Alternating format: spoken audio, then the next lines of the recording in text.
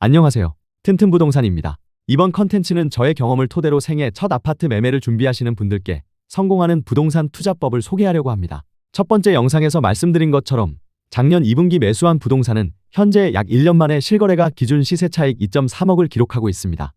제가 매매를 준비하면서 경험한 아파트 매매 의사결정 3단계 비법을 공개하려고 합니다. 이 영상을 끝까지 시청하시면 제가 어떤 기준과 관점으로 부동산을 선택하였는지 확인하실 수 있습니다. 분명 첫 부동산 매매를 준비하는 분들께 도움이 될 것입니다. 첫 번째로 입지를 결정하는 기준에 대해서 말씀드리겠습니다. 모든 내용은 서울을 기준으로 작성되어 있습니다. 먼저 가용금액을 설정해야 합니다. 저는 투자금액 6억을 기준으로 삼았습니다.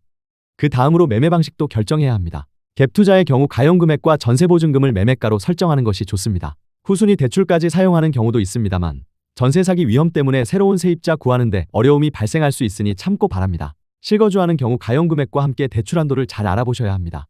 여기서 많은 분들이 실수하시는 점에 대해서 알려드리려고 합니다. 가용금액과 매매 방식을 결정한 이후 입지를 결정하기 전에 본인이 살고 싶은 단지의 시세부터 확인하는 경우가 많습니다. 이런 경우 보통 상당히 좋은 아파트 단지부터 보기 때문에 좌절감을 느끼게 됩니다. 그래서 그 좌절감에서 벗어나지 못하고 포기합니다. 이 상태가 되면 다음 단계로 진전이 안 되기 때문에 반드시 선호하는 단지부터 확인하지 마시길 바랍니다. 그래서 저는 6억 원의 투자 금액으로 선택할 수 있는 서울 내 행정구역 기준으로 먼저 확인했습니다. 가용금액으로 투자 가능한 지역 중 가장 대중들의 선호도가 높은 한강 벨트 위주로 세 지역을 선정하였습니다. 그 중에서 강남 접근선과 선호 지하철 노선이 지나가는 지역을 최종적으로 선택할 수 있었습니다. 행정구가 결정되면 이제 다음 단계인 단지 선정으로 넘어갈 수 있습니다. 넓은 행정구역 중 단지를 선별하는 것도 상당히 결정하기 어렵습니다. 그래서 저는 저만의 기준을 삼아 ABC 선정법으로 베스트 3단지를 선정하였습니다. 단지 선정 기준은 교통, 세대수, 인프라, 총 3가지 요소를 중점으로 확인했습니다. 먼저 교통입니다. 단지에서 가장 가까운 지하철역까지 도보 3분 내외 시 초역세권으로 정의합니다. 지하철역까지 도보 3분에서 7분 소요시 역세권입니다. 마지막으로 도보 7분에서 13분 소요시 도보로 갈 수 있는 마지노선이며 계절이나 연령대에 따라서 마을버스를 이용해야 하는 거리입니다. 도보 13분 이상은 물리적 거리 1km 이상 떨어져 있으므로 후보에서 제외하였습니다. 참고로 2024년 서울 지하철 각노선별 일평균 승하차 인원 데이터입니다. 실거주 아닌 갭투자 시 각노선별 선호도를 결정하는데 참고하시기 바랍니다. 두 번째로 세대수는 1000세대 이상, 700에서 1000세대, 300에서 700세대 3가지로 분류했습니다. 300세대 이하는 후보에서 제외하였습니다. 일부 극상급지의 경우 세대수가 무시되는 경우도 있으나 일반적인 기준으로 배제하였습니다. 세대수가 중요한 이유는 환금성과 연결되어 있기 때문입니다. 호갱노노의 실거래가 차트 2개 중 노란색 박스로 되어 있는 기간이 2022년, 2023년 부동산 침체기입니다. 위의 단지는 침체기에도 꾸준한 거래가 있었고 아래 단지는 2년간 거의 실거래가 없었습니다. 이런 경우 하락기에 집을 매도하는 것이 거의 불가능합니다.